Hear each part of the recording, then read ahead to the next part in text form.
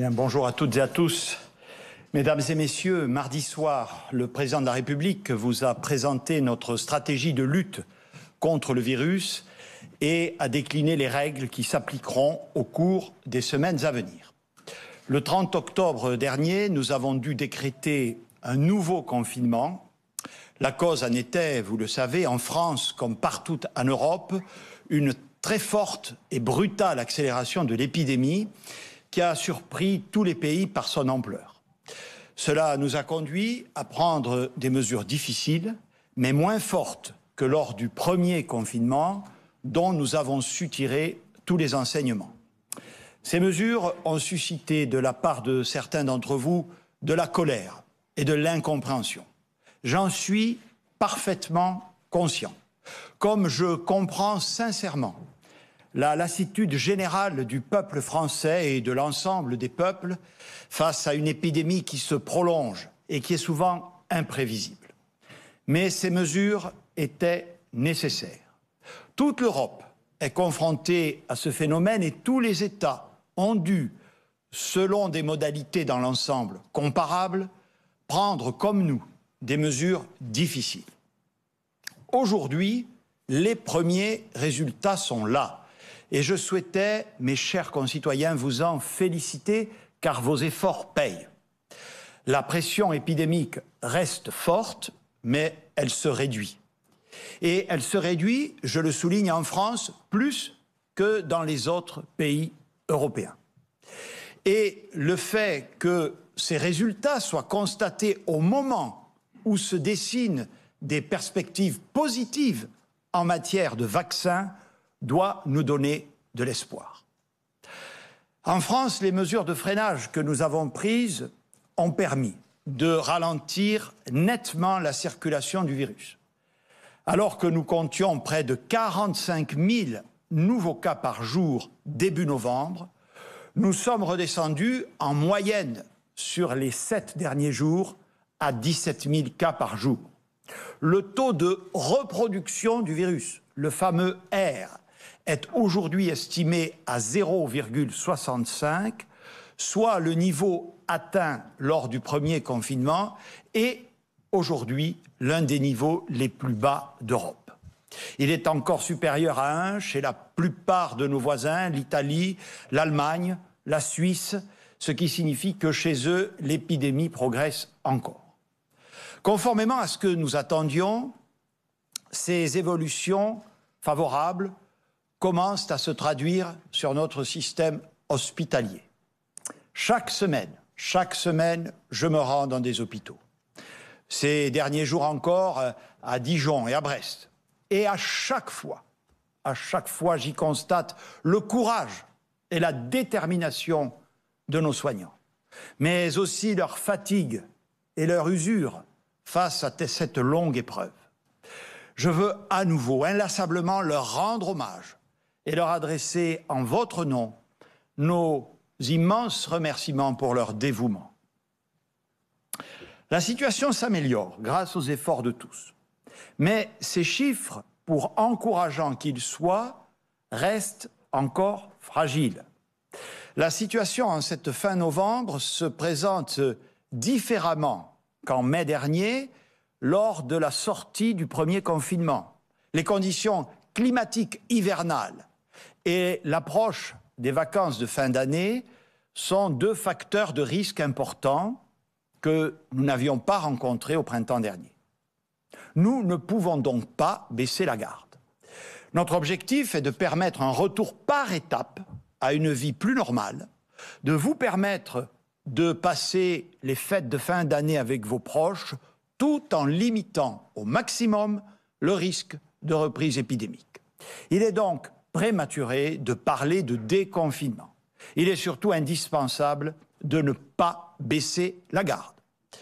Cependant, comme nous nous y étions engagés, la dynamique constatée nous permet, ainsi que le président de la République l'a annoncé hier, de passer à une étape suivante de la stratégie progressive que nous avons adoptée. Cette stratégie repose sur des principes simples. Nous autorisons le redémarrage progressif de certaines activités en les entourant de règles sanitaires protectrices. Et nous maintenons fermées plus longtemps des activités parce qu'elles présentent un risque sanitaire plus avéré, notamment parce que le port du masque ou le respect des gestes barrières n'y sont pas complètement possibles. La première phase, qui s'ouvrira donc samedi 28 novembre, au matin, sera une phase d'allègement du confinement avec la reprise d'un certain nombre d'activités. Les déplacements resteront contraints et l'attestation obligatoire pour toutes les sorties du domicile. Le 15 décembre s'ouvrira une deuxième phase avec un système de couvre-feu à 21h sur l'ensemble du territoire qui remplacera le confinement. L'attestation sera supprimée en journée, mais restera obligatoire en soirée. Le 20 janvier, si la période des fêtes de fin d'année ne s'est pas traduite par un rebond de l'épidémie, alors nous pourrons envisager de lever le couvre-feu et d'autoriser la reprise d'activité pour les restaurants, les enseignements en présentiel dans l'enseignement supérieur et le retour à un fonctionnement normal dans tous les lycées. Tout au long de cette période, le télétravail restera la règle et devra être le plus massif possible.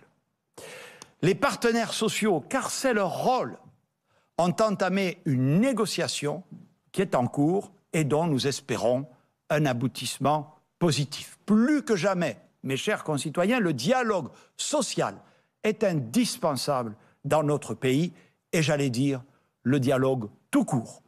Vous l'avez compris, nous devons avancer par étapes et nous devons vous donner de la visibilité. Mais nous ne pourrons franchir chacune de ces étapes que si la situation épidémique nous le permet, si l'évolution favorable que nous observons se poursuit, si la pression sur nos services hospitaliers se réduit.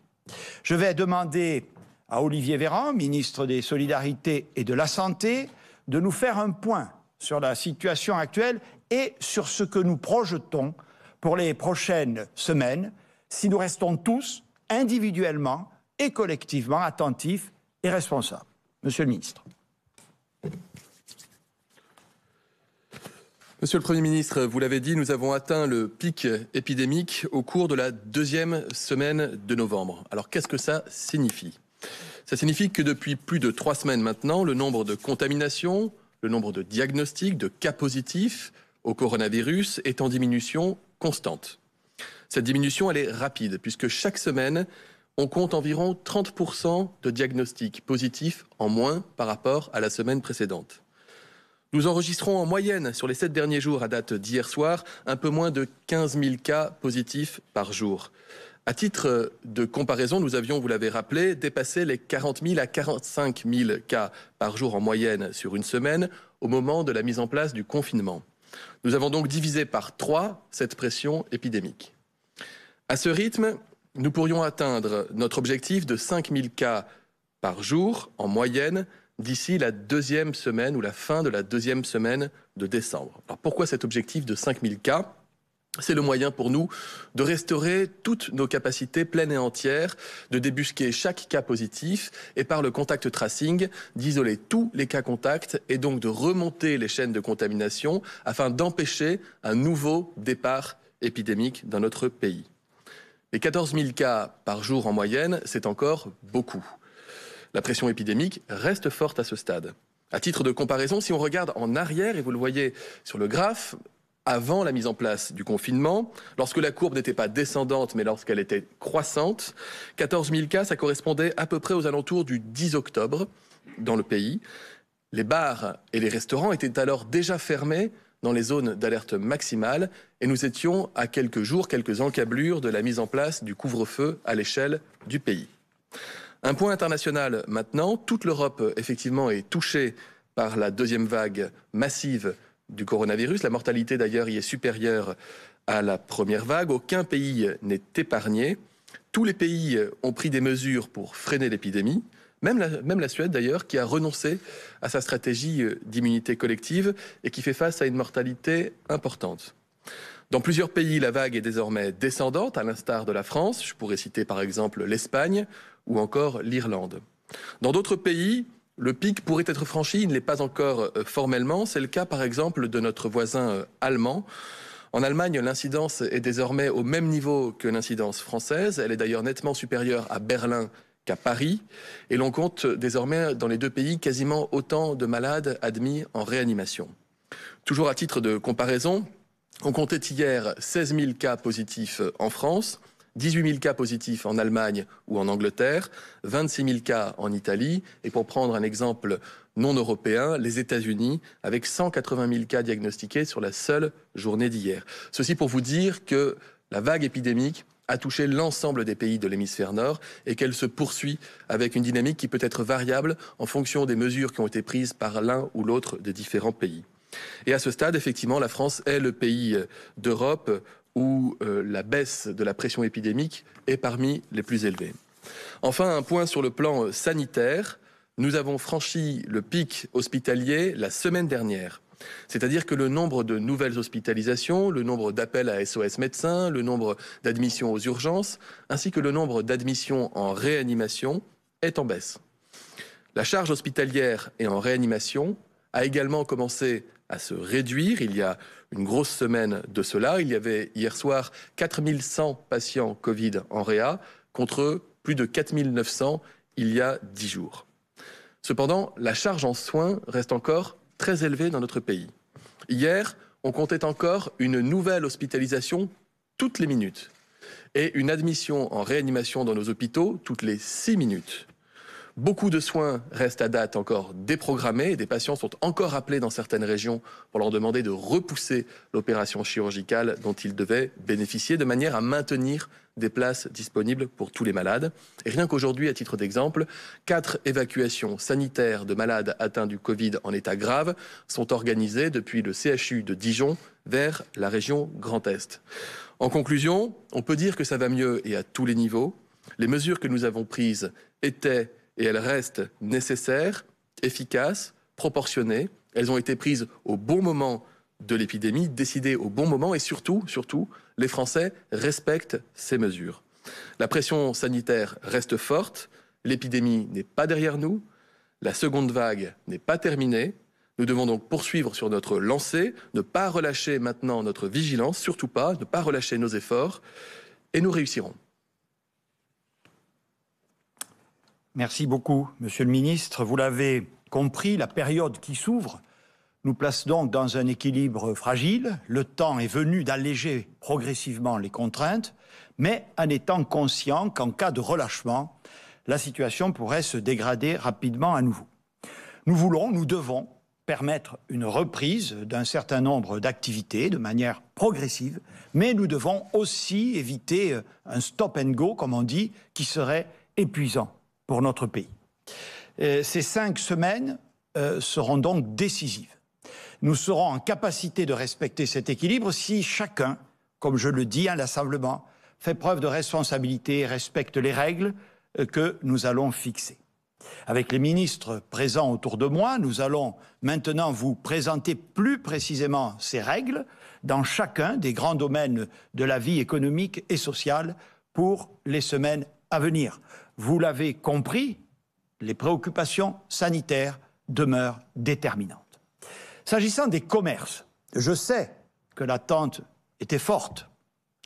Compte tenu de l'évolution positive, et comme je vous l'avais annoncé, évolution de la situation sanitaire, compte tenu aussi des échanges très fructueux qui ont eu lieu avec les professionnels durant ces dernières semaines, l'ensemble des commerces qui étaient jusque-là fermés, quelle que soit leur taille, pourront rouvrir samedi 28 novembre, comme l'a décidé le président de la République.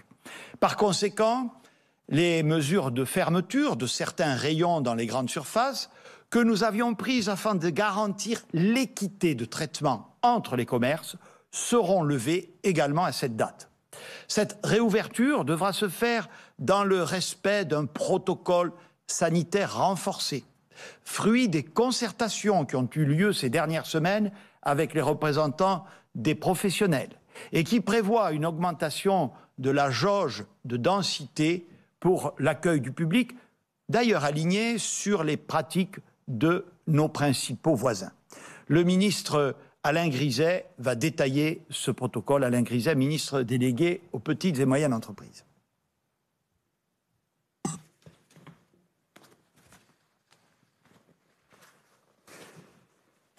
Monsieur le Premier ministre, chers collègues, mesdames, messieurs, comme vient de le rappeler le Premier ministre, le Président de la République a fixé le 24 novembre dernier un calendrier et un cap qui donne à toutes nos entreprises une meilleure visibilité et des perspectives sur les prochains mois. Avec Bruno Le Maire, qui ne peut être présent aujourd'hui étant en déplacement en Italie, nous resterons mobilisés pour accompagner toutes les entreprises pendant cette nouvelle étape. Nous serons d'abord mobilisés aux côtés des petits commerces et des artisans qui vont rouvrir samedi matin et pour qui cette période de fin d'année est cruciale. Je sais ô combien ils ont hâte de reprendre leur activité, de retrouver leurs clients. Leur volonté de travailler était au cœur de leurs revendications et de nos préoccupations depuis le début du second confinement. Les concertations que nous avons menées avec l'ensemble des organisations professionnelles et fédérations de commerce depuis début novembre ont permis de définir un protocole sanitaire renforcé que nous avons voulu simple, lisible et qui garantit la sécurité sanitaire de nos concitoyens. Premièrement, la jauge est portée à 8 mètres carrés par client.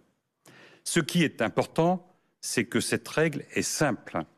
Elle s'applique à la surface de vente totale. Le mobilier, les étals, les rayonnages n'entrent plus dans le calcul. Les salariés des commerces ne sont pas comptabilisés. La jauge ne s'applique qu'aux clients. Elle sera appréciée avec bon sens. Par exemple, lorsqu'un couple ou un parent avec son enfant entre dans un commerce, ils compteront pour une seule personne. Naturellement, les règles de distanciation physique et les gestes barrières restent indispensables. Les commerces de plus de 400 mètres carrés devront prévoir une personne ou un système de comptage pour garantir le respect de la jauge à l'intérieur du magasin. Lorsque la configuration du commerce le permet, il est recommandé d'indiquer un sens unique de circulation. Les commerces s'engagent à s'assurer du renouvellement régulier de l'air, soit par ventilation naturelle, en ouvrant les portes ou les fenêtres régulièrement, soit par un système d'aération mécanique. Du gel hydroalcoolique devra obligatoirement être mis à disposition des clients à l'entrée du commerce. Enfin, les clients auront une information précise sur la capacité maximale d'accueil, le rappel des consignes sanitaires, le téléchargement de l'activation Tous anti-Covid.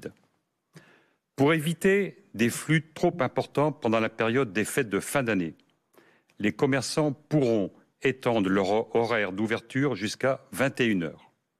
Nous faciliterons par ailleurs les dérogations de l'ouverture des commerces le dimanche. Elisabeth Borne a renvoyé une instruction en ce sens au préfet. Je précise que les commerces qui rouvrent à partir du 28 novembre et qui ont été fermés pendant 4 semaines bénéficieront de l'aide au titre du Fonds de solidarité pouvant aller jusqu'à 10 000 € de compensation de perte de chiffre d'affaires pour le mois de novembre. Cette demande pourra être faite dès le 4 décembre sur le site impôts.gouv.fr. Elle sera simple, les paiements seront rapides. Merci beaucoup, Monsieur le ministre, et merci pour la grande qualité des concertations qui ont été conduites.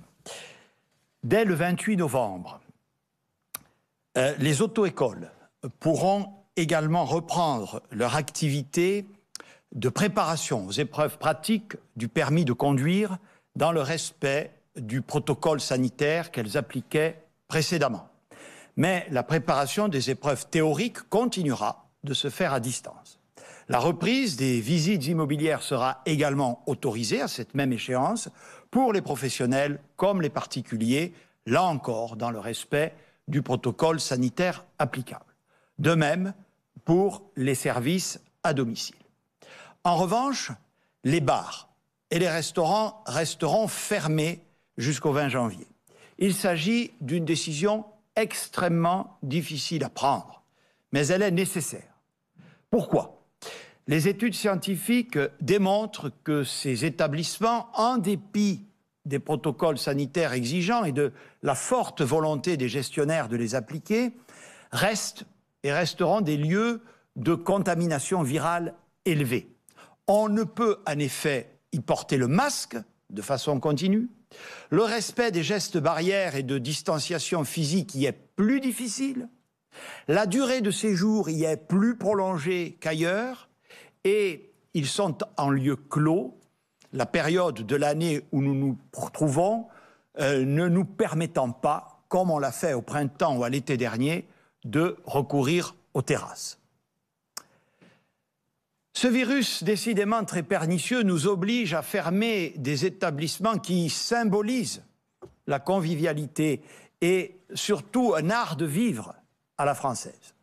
C'est pour moi, pour nous tous, une décision très difficile, très pénible. Aussi, nous allons très fortement accompagner les professionnels de ce secteur. Financièrement d'abord, en veillant à ce qu'ils puissent tenir le coup. J'y reviendrai. Nous allons les aider par des marques de solidarité, en recourant le plus possible à la vente de repas emportés, en leur portant une attention individualisée territoire par territoire, en leur offrant aussi des perspectives, d'abord en préparant avec eux les conditions de réouverture dès que ce virus sera maîtrisé, et cela arrivera. Et puis, nous pourrions faire de 2021 l'année de la gastronomie française, valoriser le savoir-faire de nos bars et restaurants, inciter à la reprise de la consommation le moment venu, les aider à moderniser leur outil de travail. Je vais désigner à mes côtés une personnalité qualifiée pour préparer ce grand chantier en lien étroit avec la profession. À partir de samedi, vous pourrez également vous déplacer davantage à l'extérieur. La limite des 1 km 1 heure va passer à 20 km 3 heures afin de permettre à chacun de sortir à l'extérieur pour marcher, faire du sport, profiter de la nature. Mais elle ne vise pas à permettre des visites à des amis ou à la famille. Dans ce cadre, les activités sportives individuelles de plein air seront possibles. Vous pourrez donc, par exemple, courir dans l'espace public ou pratiquer votre sport individuel dans un stade ou un terrain de sport découvert, comme par exemple le tennis, l'équitation, l'athlétisme ou le golf. Il sera également autorisé, dans ces mêmes limites, de chasser et de pêcher. Le 15 décembre, étape suivante, toutes les activités extrascolaires pour les enfants, lorsqu'elles se dérouleront en intérieur ou en extérieur, pourront reprendre. Nous savons que c'est une mesure très attendue par les familles. Les activités sportives pratiquées en club sont un élément majeur d'épanouissement pour les enfants et c'est aussi la reconnaissance du rôle central joué par les associations, toutes les associations, dans la vie sociale de notre pays. En revanche, les adultes ne pourront pas pratiquer de sport dans les salles de sport, ni reprendre les sports collectifs ou de contact en extérieur avant le 20 janvier. C'est également le week-end prochain qu'interviendra la réouverture des lieux de culte pour leurs fidèles, mais cette réouverture ne peut être que progressive. En effet, les lieux de culte ont été, en France comme ailleurs, des lieux de contamination et la circulation virale demeure encore forte dans notre pays. Ces lieux accueilleront d'abord 30 personnes dans le respect des règles sanitaires. Puis cette jauge évoluera progressivement en fonction de la situation sanitaire et de l'échéance du 15 décembre. Comme d'autres établissements recevant du public, il pourra s'agir d'une jauge en fonction de la capacité globale d'accueil du lieu. Les discussions se poursuivent avec les autorités religieuses. La culture a payé et paie encore un lourd tribut à la crise. Je veux remercier les artistes, les directeurs de lieux de culture, les producteurs, les exploitants de salles, les acteurs de la culture en général qui se sont adaptés à chaque fois depuis mars. Et j'ai eu beaucoup de contact avec eux. Car l'État a été au rendez-vous pour les accompagner et continuera de l'être dans les prochains mois. Dès samedi, les commerces culturels, que ce soit les librairies, les disquaires, les galeries d'art, les magasins d'instruments de musique, pourront rouvrir, comme tous les autres commerces, dans le cadre, là encore, de protocoles sanitaires concertés avec les professionnels concernés. À partir de samedi également, les bibliothèques et les archives seront de nouveau accessibles au public. À partir du 15 décembre, sous réserve de l'évolution positive de la situation sanitaire, les musées, les cinémas et les salles de théâtre pourront rouvrir dans le respect des protocoles sanitaires qui avaient été élaborés lors du couvre-feu. Je demande à Roselyne Bachelot, ministre de la Culture, de bien vouloir préciser le fonctionnement de ces dispositifs. Madame la ministre.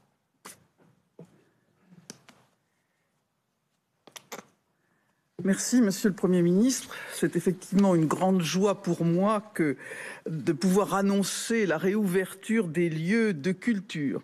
Vous l'avez dit, donc dès le 28 novembre, les librairies et les commerces culturels, l'ensemble des commerces culturels, les disquaires, galeries d'art, facteurs d'instruments de musique, salles de vente, réouvriront. Ils nous ont tant manqué. Également les bibliothèques, premier équipement culturel de proximité, ainsi que les archives. À partir du 15 décembre, pourront rouvrir, en fonction de l'évolution sanitaire, les musées et les salles de spectacle et de cinéma. Évidemment, la crise sanitaire n'est pas terminée. Cette réouverture se fera avec certaines précautions que nous avons élaborées avec les professionnels. Devront s'appliquer dans les salles de spectacle et de cinéma les mêmes protocoles que ceux qui étaient applicables pendant la période de couvre-feu qui a précédé le reconfinement. Les mêmes règles de distanciation physique par groupe de 6, le respect des gestes barrières, de port du masque pendant l'intégralité de la séance, la mise à disposition de gel hydroalcoolique. Un couvre-feu sera maintenu à 21 h comme pour les commerces. Toutefois, une tolérance sera permise pour que les spectateurs des séances finissant à 21 h puissent rentrer sereinement chez eux. Ils devront être en mesure de montrer comme justificatif leur billet de spectacle ou de cinéma. Ces précautions sont absolument indispensables pour stabiliser la situation sanitaire. Elles ne doivent pas peser sur la joie de pouvoir à nouveau retrouver les artistes, les salles, les musées, les œuvres. Je crois à la forte capacité d'adaptation de tous. Il faut pendant cette période un peu changer nos habitudes, organiser si possible nos journées différemment, mais ce sera bien sûr un grand bonheur que de pouvoir retourner au cinéma, au théâtre, à l'opéra et de retrouver l'émotion de la scène ou du grand écran. Les conservatoires et les écoles de musique pourront à nouveau, dès le 15 décembre, proposer des cours, hormis dans des disciplines comme le chant, malheureusement trop risquées en termes de propagation du virus. Pourront en revanche reprendre les autres activités, formation musicale, cours d'instruments, cours de théâtre. Enfin, et je veux le rappeler, il ne faut pas oublier que les dérogations pour certaines activités artistiques professionnelles, je pense aux répétitions, aux captations et au tournage, ces dérogations vont perdurer bien entendu. Il n'y a pas de raison de revenir sur ces dérogations essentielles pour les professionnels. Voilà, Monsieur le Premier ministre, les principaux points saillants. Merci beaucoup, Madame la Ministre. J'évoque maintenant la période des vacances de fin d'année pour vous préciser qu'à compter du 15 décembre, vous pourrez vous déplacer librement entre régions. Pour les déplacements vers et depuis les territoires ultramarins, la production d'un test PCR négatif datant de moins de 72 heures restera obligatoire. Les règles variant selon les territoires, il est impératif de se renseigner lors de la préparation du voyage. Les déplacements vers l'étranger seront possibles, mais compte tenu de l'évolution rapide de la pandémie dans le monde, il sera évidemment indispensable de se tenir informé avant d'envisager tout déplacement, en consultant les conseils aux voyageurs du ministère des Affaires étrangères, au regard en particulier de la situation sanitaire dans le pays de destination et des éventuelles restrictions en matière d'accès et de séjour. Les centres de vacances et les colonies de vacances ne pourront pas rouvrir pour les vacances de fin d'année. S'agissant des stations de sport d'hiver, nous avons estimé que la circulation épidémique, mais aussi la situation des hôpitaux dans les régions concernées, notamment en Auvergne-Rhône-Alpes et Bourgogne-Franche-Comté, ne nous permettent pas d'envisager une ouverture pour la période de Noël. Je salue du reste la position de la Commission européenne visant à une position harmonisée en Europe sur le sujet et dans le sens de la prudence. Quelle que soit l'importance des efforts que sont prêts à consentir les gestionnaires et responsables de ces stations, il ne serait en effet pas prudent de laisser se rassembler des flux très importants de population avec des activités susceptibles de solliciter par ailleurs les services hospitaliers. Mais bien entendu, il sera loisible à chacun, chacune et à tous de se rendre dans ces stations pour profiter de l'air pur de nos belles montagnes, des commerces, hors bars et restaurants qui seront ouverts. Simplement, toutes les remontées mécaniques et les équipements collectifs seront fermés au public. Bien entendu, nous avons engagé avec les élus des vallées concernées et les professionnels du secteur des discussions en vue d'une part d'indemniser les pertes de recettes occasionnées par cette décision et d'autre part de préparer au mieux la période suivante à partir de janvier où, nous l'espérons, grâce aux mesures que nous prenons aujourd'hui, l'amélioration attendue de la situation sanitaire nous permettra une ouverture plus large. Nous réglerons également la situation des saisonniers, dont je n'ignore ni le rôle ni le poids dans cette activité très importante pour notre pays. Nous avons décidé avec le président de la République que le couvre-feu serait levé à titre dérogatoire les 24 et 31 décembre prochains afin de vous permettre de retrouver vos proches. Cela ne veut pas dire que nous pourrons fêter Noël ou le Nouvel An comme les années précédentes. La littérature scientifique et notre propre expérience, notamment des vacances d'été, ont montré que ces moments de rassemblement festifs et amicaux, où l'on baisse la garde, où l'on porte moins le masque, sont particulièrement risqués. Il est donc impératif que vous limitiez le nombre de personnes à table et évitiez les rassemblements trop nombreux. Nous préciserons avec le ministre des Solidarités et de la Santé, avant les fêtes, les recommandations concrètes que nous vous adresserons. Notre stratégie d'un confinement adapté a permis, bien plus qu'au printemps dernier, de préserver notre activité économique et c'est aussi une bonne nouvelle. Pour autant, nous faisons face à une crise économique et sociale d'une ampleur inédite. Depuis le début, nous avons déployé de nombreux dispositifs d'aide pour soutenir notre économie.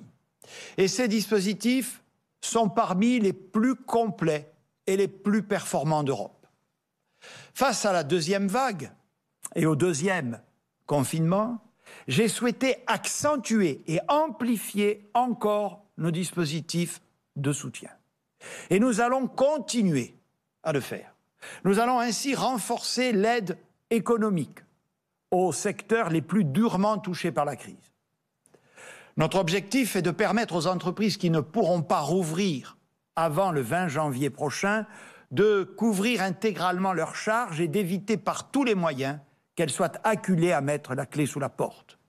Les dispositifs d'exonération des charges sociales et de chômage partiel permettent déjà de couvrir leurs charges salariales et de préserver les emplois. Il restait à mieux couvrir leurs charges fixes, ce que nous faisons avec le fonds de solidarité d'urgence que nous avons déjà porté de 1 500 à 10 000 euros par mois, ce qui répond aux besoins des petites entreprises. Pour répondre aux besoins des entreprises de taille plus importante et qui ont donc des charges fixes plus élevées, nous avons souhaité, comme le président de la République l'a annoncé, que ce fonds de solidarité évolue. Ainsi, à partir de décembre, chaque entreprise fermée à cause du confinement pourra recevoir chaque mois soit 10 000 euros, soit, si c'est plus avantageux, une compensation représentant 20% du chiffre d'affaires réalisé sur la même période l'année précédente. Cela concernera notamment les restaurants, les bars, les salles de sport, les discothèques, tous les établissements qui resteront fermés administrativement. Au-delà de ces secteurs, nous devons aussi répondre à la situation des entreprises qui ne sont pas administrativement fermées, mais dont l'activité est directement impactée par les mesures de restriction sanitaire. Je pense aux hôtels, aux entreprises du tourisme ou de l'événementiel, qui subissent une baisse massive de leur activité. Eh bien, ces entreprises pourront également bénéficier de ce nouveau fonds de solidarité dès lors que leur chiffre d'affaires s'est réduit d'au moins de moitié, avec un niveau d'aide qui se situera entre 15 et 20% selon le niveau de baisse de chiffre d'affaires qu'elles ont subi. Nous allons également renforcer l'aide que nous proposons aux saisonniers, intermittents et travailleurs en extra.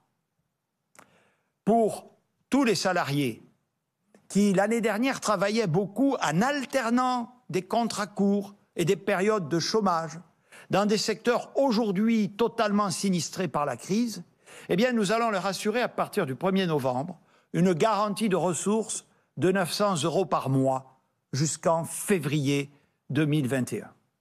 Il s'agit d'une réponse exceptionnelle pour les 400 000 extras de la restauration, ce qu'on appelle les permittents de l'événementiel ou d'autres secteurs inscrits à Pôle emploi et qui ont vu cette année leurs revenus baisser drastiquement. La ministre du Travail va en détailler les modalités.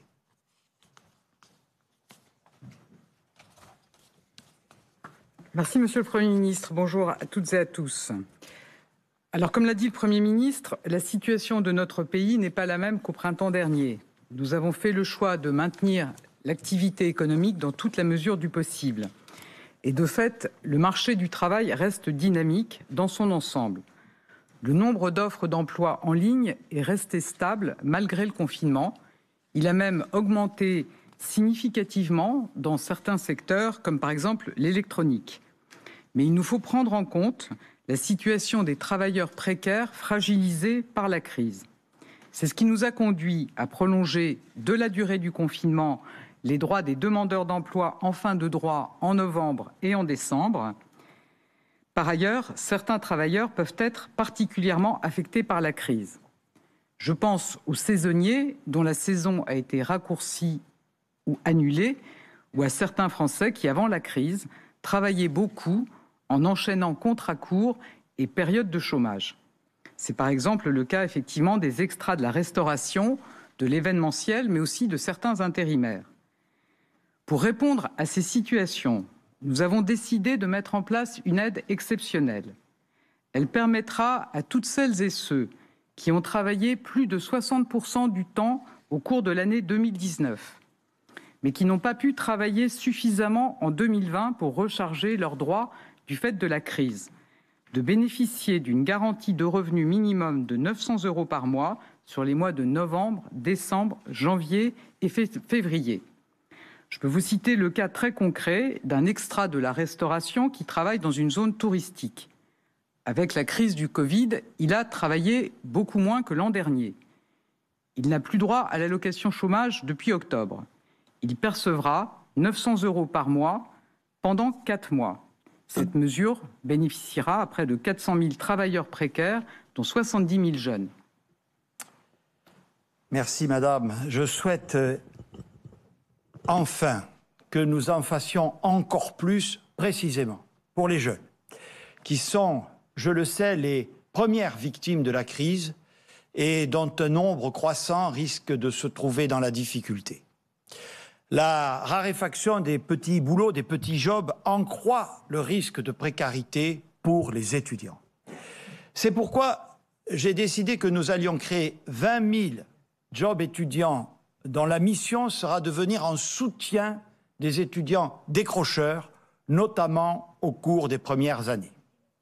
Ces contrats seront passés par les Crous pour une durée de 4 mois à raison de 10 heures par semaine.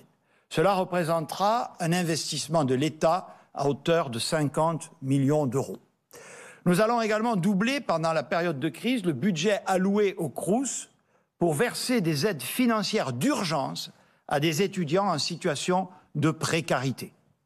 Ces aides aideront ainsi 45 000 jeunes supplémentaires à se loger et à se nourrir. Elles représenteront un coût de 56 millions d'euros sur les prochains mois. Mais au-delà de la période des études, la crise économique pénalise l'insertion des jeunes sur le marché du travail. C'est pourquoi nous avons lancé, dès juillet dernier, le plan Un jeune, une solution, un plan massif de soutien à l'insertion professionnelle des jeunes. Eh bien, comme la crise dure, nous renforçons encore notre dispositif. Nous doublerons l'année prochaine le nombre de bénéficiaires de la garantie jeune par rapport à ce qui était prévu en 2020. Ce ne sont pas 100 000, mais au moins 200 000 jeunes qui pourront en bénéficier, dont des jeunes très exclus. Nous devons aussi aider les jeunes diplômés qui ont fini leurs études et ont de vraies difficultés, compte tenu de la crise, à trouver leur premier emploi. Nous leur proposerons un dispositif spécifique et qui conjuguera un accompagnement soit par l'APEC, soit par Pôle emploi, et le bénéfice d'une allocation financière. Je demande à Mme Borne de revenir afin de vous donner davantage de détails sur cette action. Merci, Monsieur le Premier ministre. Donc on le sait, les jeunes sont les plus pénalisés par les crises économiques de façon générale. C'est pourquoi nous avons lancé en juillet dernier un plan Un jeune, une solution qui, je le rappelle, prévoit un triplement des moyens à destination des jeunes. Et les premiers résultats sont bons. Près d'1 million de jeunes ont été embauchés en CDI ou en CDD de plus de 3 mois depuis début août. Nous sommes sur un niveau équivalent à 2019. Mais il reste encore beaucoup de jeunes qui sont dans des situations très difficiles. C'est pourquoi le président de la République a annoncé mardi un renforcement des moyens du plan Jeunes pour couvrir toutes ces situations. Nous voulons garantir à chaque jeune qui s'engage dans un parcours vers l'emploi un accompagnement par un conseiller et un soutien financier en fonction de ses besoins. Je vais vous parler de 2 situations différentes. La première, celle d'une jeune diplômée qui est à la recherche d'un emploi et qui est accompagnée par Pôle emploi ou par l'APEC, l'Agence pour l'emploi des cadres, mais qui, avec la crise, a des difficultés pour trouver un emploi. Ses parents ne peuvent pas l'aider, elle finançait ses études par un petit boulot de serveuse, mais avec la crise, elle ne trouve plus de travail. Elle est donc sans ressources. Nous allons l'aider financièrement le temps de sa recherche. Outre l'accompagnement par un conseiller déjà prévu dans le plan Jeunes, nous rajoutons un soutien financier sur mesure jusqu'à 500 € par mois. Pour ceux qui se reconnaissent dans cette situation, je les invite à se rendre à Pôle emploi ou à l'APEC. Deuxième situation, un jeune éloigné de l'emploi qui rencontre des difficultés sociales et personnelles. Il peut s'adresser à sa mission locale et s'il ne la connaît pas encore, il peut la trouver sur le site unjeune-une-solution.gouv.fr. Et donc, sa mission locale propose des réponses adaptées aux situations de chaque jeune, pouvant aller jusqu'à un programme intensif assorti d'une allocation mensuelle de près de 500 € par mois. C'est ce qu'on appelle la garantie jeune. Ce programme lui permettra de reprendre confiance avec des immersions en entreprise, du coaching pour se présenter à un entretien d'embauche et des ateliers de groupe avec d'autres jeunes. Nous allons booster ce dispositif qui fonctionne déjà très bien. Le plan Jeunes donc prévoyait 50 000 places de plus supplémentaires en 2021. Nous allons doubler cet effort. Ce que nous voulons, avec le renforcement du plan Jeunes, c'est accompagner plus de jeunes et les accompagner mieux. Je tiens à remercier toutes celles et ceux, les parlementaires, les partenaires sociaux, les associations caritatives, les services de l'État avec lesquels nous sommes en permanence en contact, de nous avoir signalé tous ces cas individuels, toutes ces situations particulières que les dispositifs généraux jusqu'alors en place ne nous avaient pas permis de prendre en pleine considération. Toutes ces mesures, nous les assumons d'autant plus qu'au-delà des impacts économiques et sociaux de la crise, s'ajoutent aussi les dégâts psychologiques que provoque le confinement et son lot d'angoisse et d'incertitude. Comme l'a souhaité le président de la République, j'ai demandé au ministre de la Santé et des Solidarités de mettre en place un dispositif de soutien et de prise en charge des personnes qui en auraient besoin.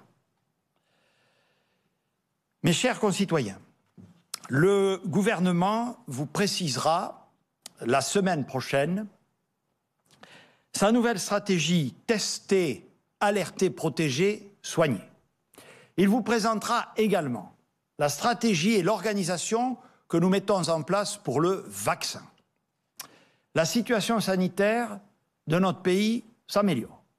C'est le résultat des mesures que nous avons prises pour freiner la circulation du virus, ainsi que de la discipline de chacune et chacun d'entre vous.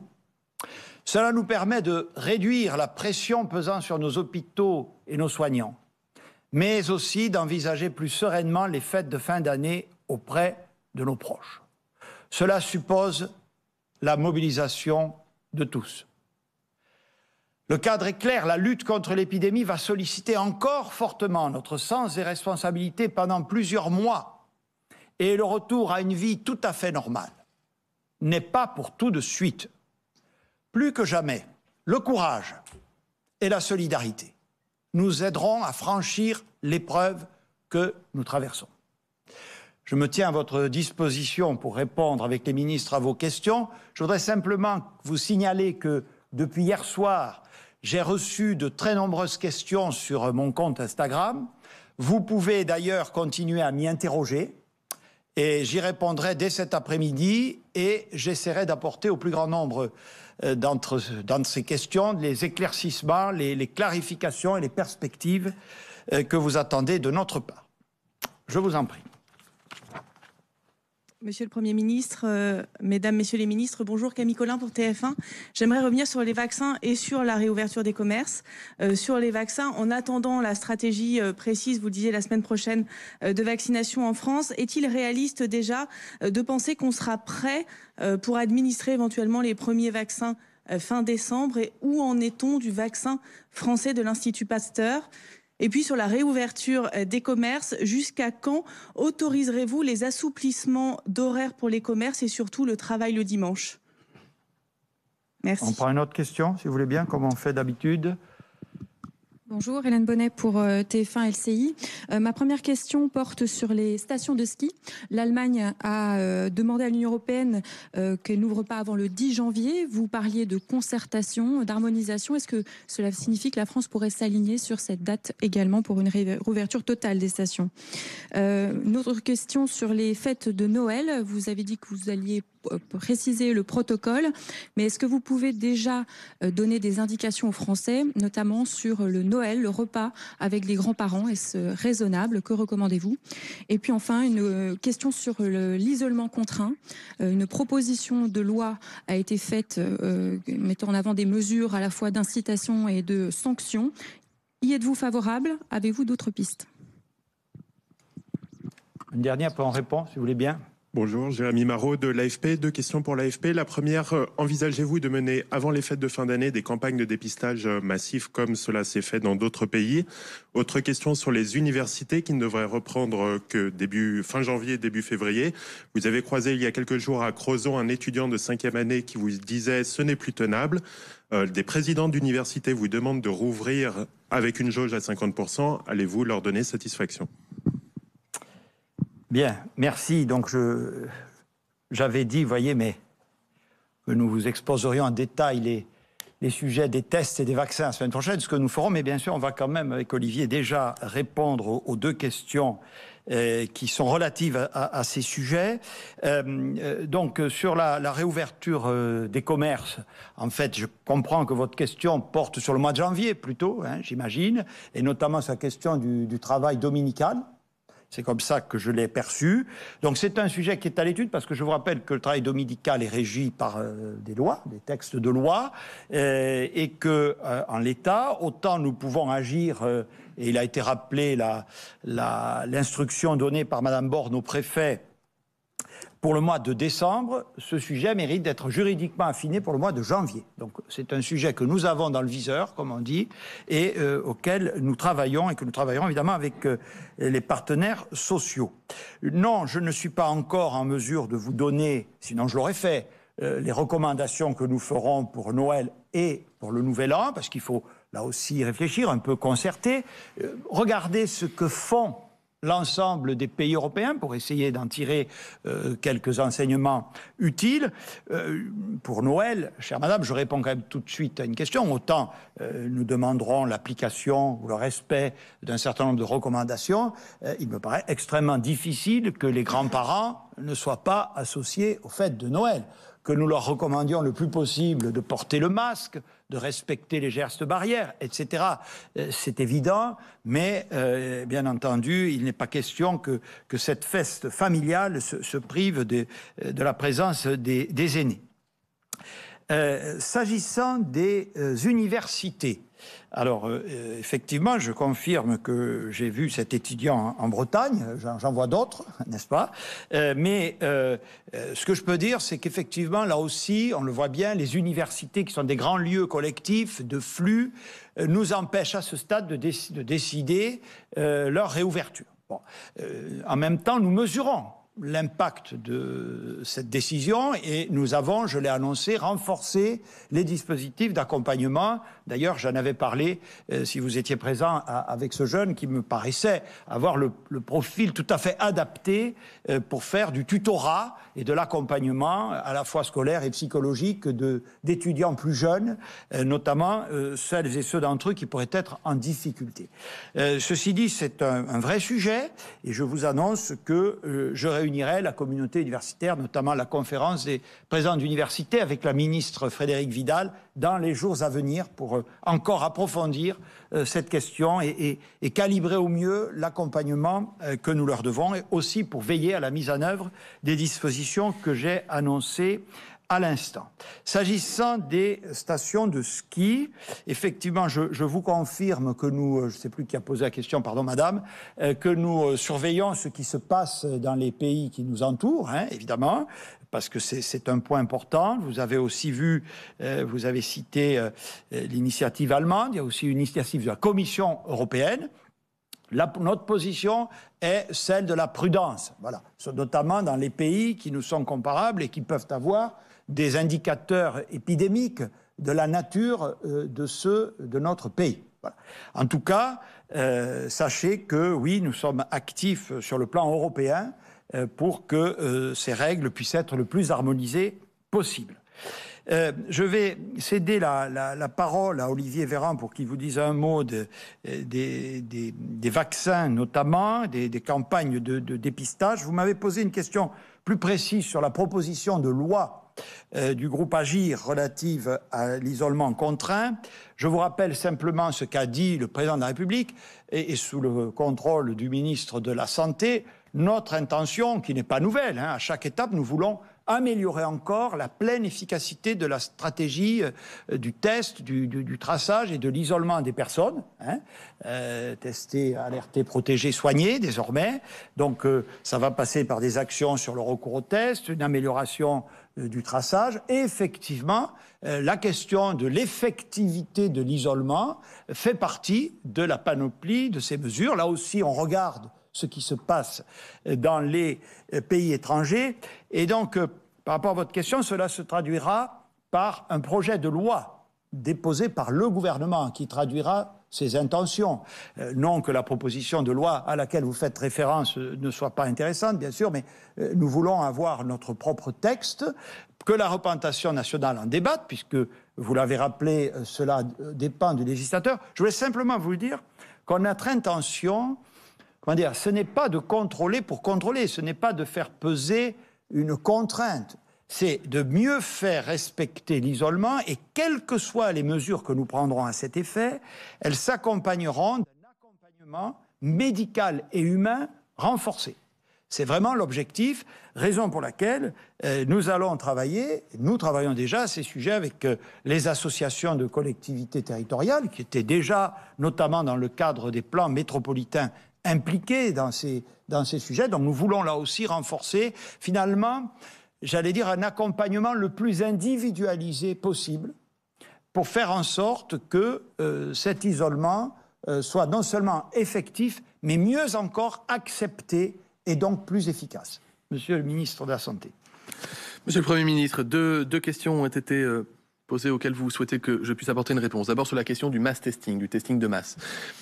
La France est un pays qui déploie vite et fort les tests antigéniques. Plusieurs dizaines de milliers de ces tests sont désormais réalisés par les professionnels de santé, notamment les pharmacies d'officine, mais également les médecins libéraux, les infirmiers et d'autres professionnels. La liste est longue et je vous en fais grâce ce matin.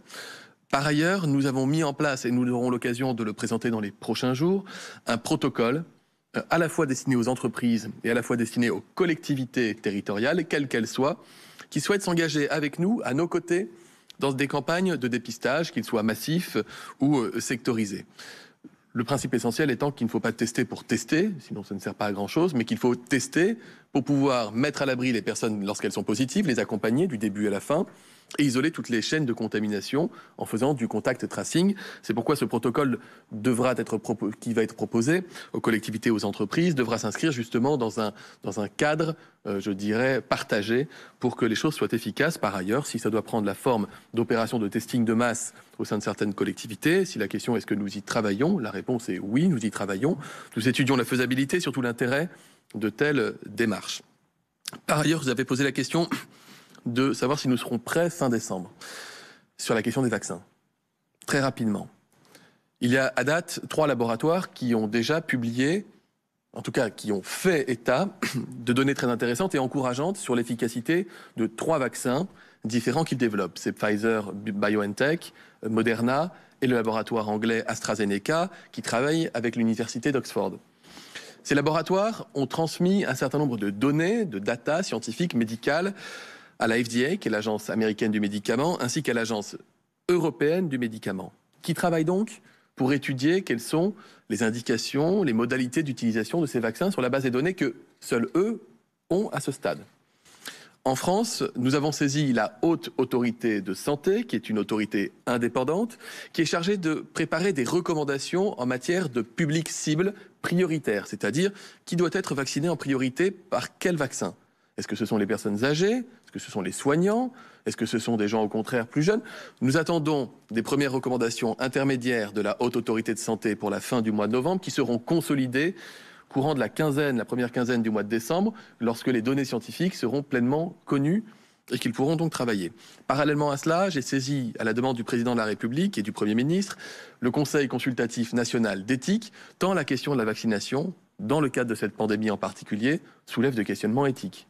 Il est important de pouvoir éclairer nos réponses par la consultation de cette instance, encore une fois indépendante. Le Président de la République a souhaité que nous mettions en place un conseil scientifique de suivi, ainsi qu'un conseil citoyen. Je pense que c'est fondamental, parce que la France a beau être le pays de Pasteur, c'est un pays qui doute parfois, et qui doute parfois fortement, plus fortement que les autres, lorsqu'il est question de vaccin et lorsque le vaccin est produit dans des délais aussi contraints. Et donc, il faut pouvoir apporter toutes les réponses en transparence à toutes les questions que pourraient se poser les Français. J'ajoute que dans le meilleur des cas, on pourrait avoir une autorisation exceptionnelle d'utilisation d'un ou plusieurs vaccins par l'autorité européenne du médicament d'ici la fin du mois de décembre. Nous mettons donc en capacité de démarrer une vaccination des Français, en tout cas des publics prioritaires. Comme l'a dit le Président de la République, à la fin du mois de décembre, au début du mois de janvier, la Commission européenne s'est chargée de contractualiser avec tous les laboratoires intéressants, de manière à ce que chaque pays européen, à due proportion de sa part dans la population européenne, dispose des mêmes doses de vaccins au même moment. Et par ailleurs, nous travaillons évidemment en temps masqué. Nous aurons l'occasion, le Premier ministre l'a dit, de communiquer de façon très claire sur ces points, sur tous les enjeux logistiques qui sont, je peux vous le garantir, très important. Il y a des vaccins qui se conservent et se transportent à moins 80 degrés, d'autres à moins 20 degrés, d'autres à température ambiante. Tout ce travail logistique est évidemment en cours au sein, en interministériel d'ailleurs. Et encore une fois, tout sera présenté aux Français en toute transparence à mesure que nous aurons des éléments qui soient ancrés dans les données de la science, avec, encore une fois, je le rappelle, l'objectif qui est que nous devons disposer d'un vaccin sûr et efficace pour le proposer aux Français. Merci, Monsieur le Ministre. Alors, autre série de questions. Bonjour, Julia Van Elst, BFM TV. Une question sur la culture, Monsieur le Premier ministre.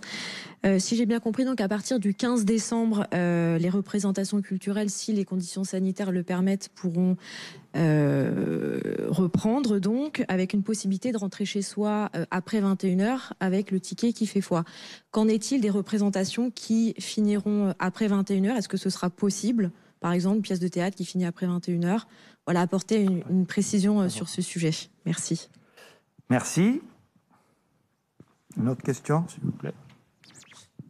Bonjour Monsieur le Premier ministre, Bonjour. Boris Karlamov pour l'agence A2PRL. Il y a un secteur d'activité aujourd'hui qui se considère comme le grand oublié de cette crise, c'est le monde de la nuit.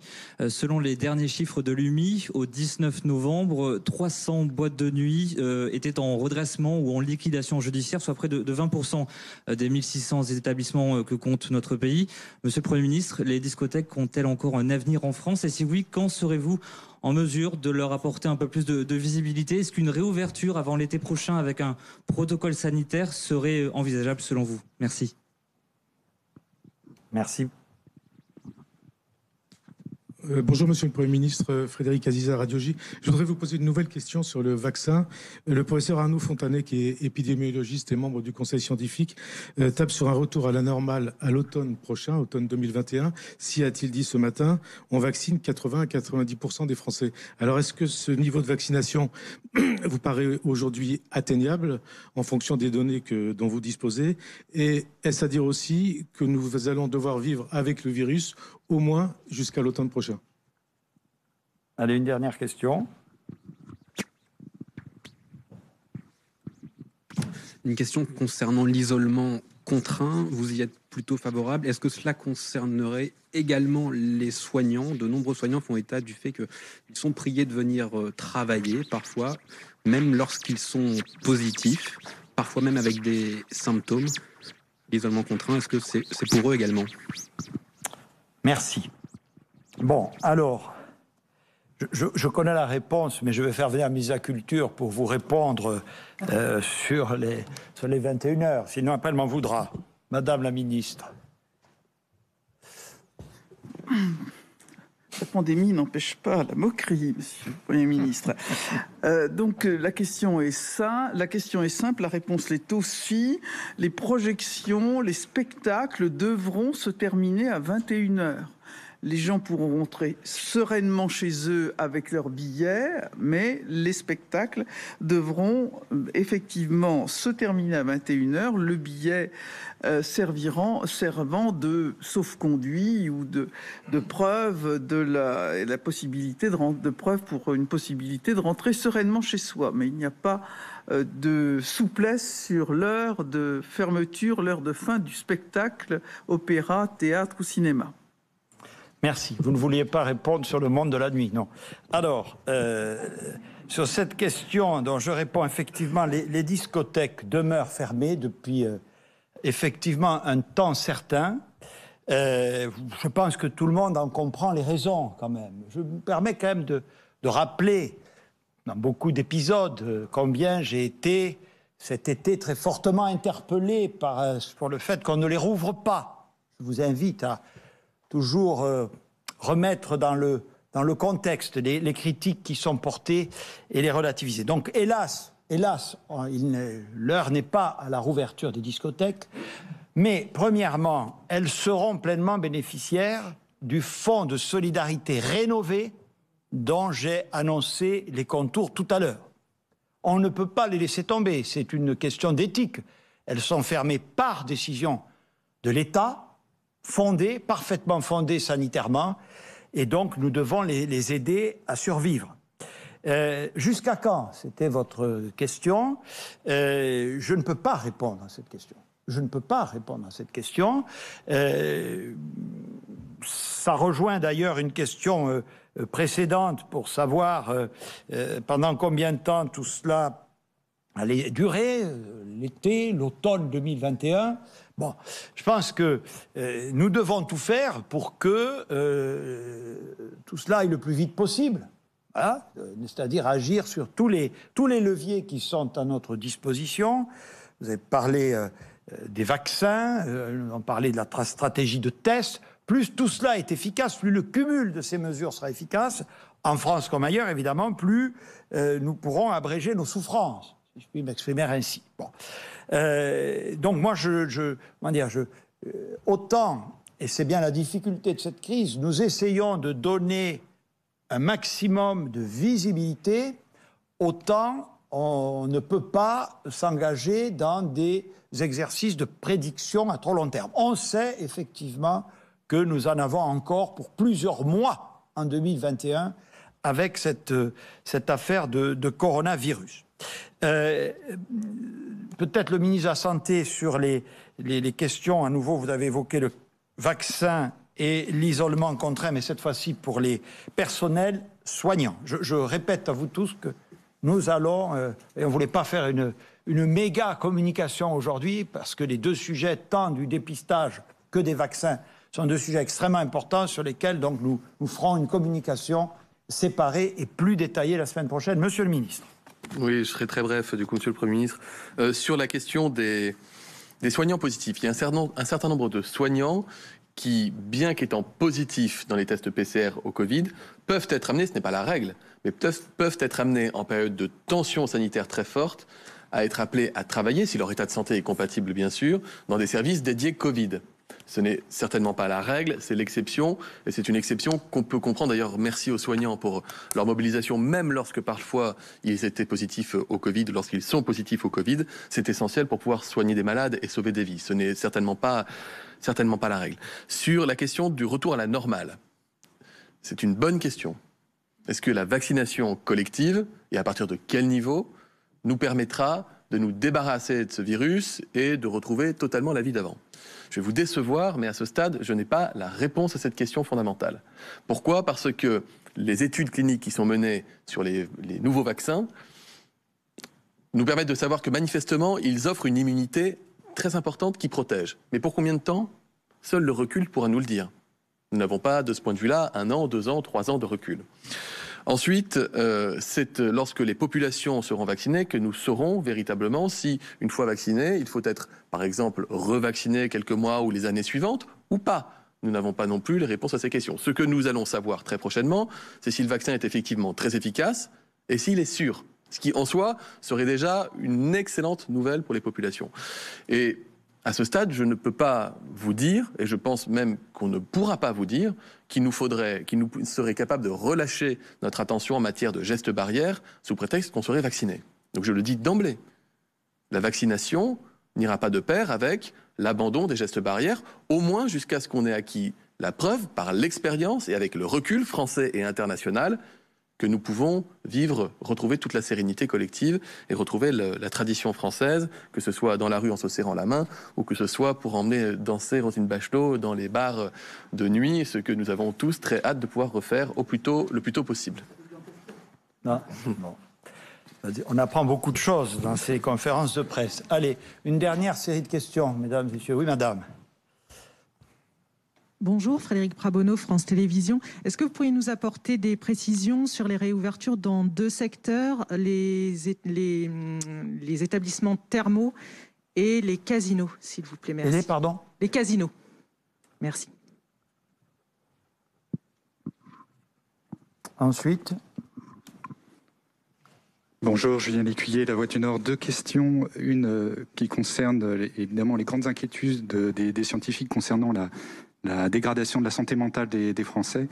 Vous avez parlé en effet d'une prise en charge. Est-ce que vous pourriez préciser la stratégie qui pourrait être élaborée?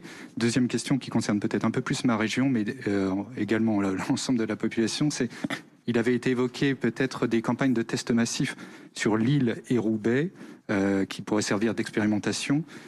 Est-ce que c'est toujours le cas? Merci. Merci à vous. Bonjour, Anita Hausser pour Atlantico. Je voudrais vous demander concernant l'isolement des personnes positives. Est-ce que le renforcement de cet isolement ou l'obligation de cet isolement ne pourrait pas tomber sous le coup de l'urgence de l'état d'urgence sanitaire? Est-ce qu'il faut vraiment une loi pour ça? Très bien. Je vais demander à Olivier de venir sur les campagnes de tests à nouveau. Oui, madame, enfin, à la dernière question, je réponds tout de suite. Oui, et il faut effectivement un texte de loi, c'est tout à fait normal, hein, puisque c'est quand même une question de garantie des libertés publiques. Alors, je vais juste donner la parole, on fait les questions à l'envers, à Olivier Véran pour la question des campagnes de tests massifs, qu'il a d'ailleurs déjà un peu évoqué à une précédente réponse, et puis sur le sujet très important de la santé mentale. Oui, sur les campagnes de tests massifs, nous travaillons avec des collectivités. Il y a des projets qui sont en cours de discussion et d'échange, et je travaille aussi avec des scientifiques dans la région que vous avez citée et ailleurs aussi, pour déterminer dans quels endroits ça ferait sens et surtout dans quelles conditions ça ferait sens. Nous avançons bien sur au moins un projet sur lequel nous aurons l'occasion de communiquer dans les tout prochains jours. Encore une fois, l'idée d'abord, avant de le faire, pour le faire, il faut être sûr que nous le faisons et que ça fasse sens, et dans quelle destination, pour quel objectif et dans quelles conditions. Par exemple, il y a un pays qui a eu recours à du mass testing, c'est-à-dire qu'ils ont testé toute la population ou d'un pays ou d'une agglomération en quelques jours. Mais là-bas, le fait d'être testé était obligatoire. Et si vous refusiez de participer à la campagne de test, vous deviez vous isoler en quatorzaine. En France, nous n'avons pas d'outils juridiques et ce n'est pas dans la tradition française que de contraindre les gens à se faire soigner ou à avoir des examens. Donc on a quand même un certain nombre de sujets. Et encore une fois, sans même attendre les campagnes de mass testing, rendez-vous compte que nous sommes l'un des pays d'Europe qui fait le plus de tests et que les tests antigéniques qui se sont déployés nous permettent, et toutes les campagnes que nous menons avec les collectivités et les entreprises, ce sont autant de campagnes de mass testing du quotidien et qui sont utiles. Deuxième sujet sur la santé mentale, oui, c'est un sujet, j'ai eu l'occasion, je crois que c'était la semaine dernière, de consacrer tout ou partie de la conférence de presse du jeudi à la question cruciale de la santé mentale. J'ai donné un certain nombre d'indicateurs qui montrent que la santé mentale, le bien-être des Français, hélas, se dégrade pour une certaine proportion d'entre nous et qu'on peut en comprendre les raisons qui sont multifactorielles. Face à cela, j'ai rappelé que, sans même attendre la réflexion que nous poursuivons, des mesures ont été mises en place. Chaque jour, il y a 20 000 appels sur la plateforme du numéro vert, le 0800 130 000, qui a été réactivé à la demande d'Elisabeth Borne, la ministre du Travail, en lien avec la reprise du télétravail. 20 000 appels avec des demandes de soutien psychologique qui sont prééminentes. Il y a également d'autres plateformes qui existent, portées par les collectivités, par les associations, par les CCAS, la Croix-Rouge le fait également. Nous avons développé des réseaux de psychologues dans des centres de santé, en lien avec les hôpitaux, avec les cellules d'intervention médico-psychologique. J'ai délégué le délégué ministériel à la santé mentale, le professeur Franck Bellivier, qui travaille avec tous les experts pour mettre en place une stratégie de suivi, de soutien et d'accompagnement de toutes les personnes qui sont en demande de soins. En définitive, mon message, il se destine aux personnes qui ne se sentent pas bien. Et je leur dis, ne restez pas seuls. Si vous sentez que vous avez besoin d'aide, d'être accompagné, vous avez besoin de parler, ou que la tristesse est en train de l'emporter sur le reste, ne restez pas seuls. Parlez-en autour de vous, contactez le numéro vert, appelez votre médecin, appelez des personnes de confiance dans votre famille, dans votre entourage, qui vous dira si vous avez besoin de soins plus spécialisés, plus importants, pour vous guider dans les filières de prise en charge psychologique qui existent et qui sont bien structurées dans notre pays. Merci, Monsieur le Ministre. J'ajoute, mais je l'ai déjà indiqué, donc que nous allons renforcer nos dispositifs sur ces problèmes de soutien psychologique. J'en profite aussi pour vous rappeler que dans le cadre, c'est plus structurel, mais dans le cadre du Ségur de la santé, au-delà des revalorisations des professionnels, nous avons décidé de créer de nouveaux postes dans les établissements de santé, 15 000 très précisément, et qu'avec Olivier Véran, nous avons décidé d'en flécher dans le domaine de la santé mentale, qui en a bien besoin, à la fois pour faire face aux difficultés de la crise et de façon, comme je l'ai indiqué, plus structurelle. S'agissant enfin des établissements thermaux, et des casinos, qui sont des établissements de profil tout à fait différents, et notamment qui pratiquent des activités, mais qui, dans des registres différents, peuvent aussi avoir un impact sanitaire. Donc ce ne sont pas des... Les casinos ne vont pas rouvrir samedi. Donc ça fait partie des sujets pour lesquels nous travaillons, en particulier les casinos, pour l'échéance du 15 décembre, qui est là donc la deuxième échéance. C'est une question de discussion avec les professionnels, de protocoles sanitaires, etc. Donc pour lesquels les réponses, après ces phases de concertation et de travail, seront apportées dans les prochains jours. Je vous remercie beaucoup de votre attention et je vous dis donc à très bientôt, mesdames et messieurs.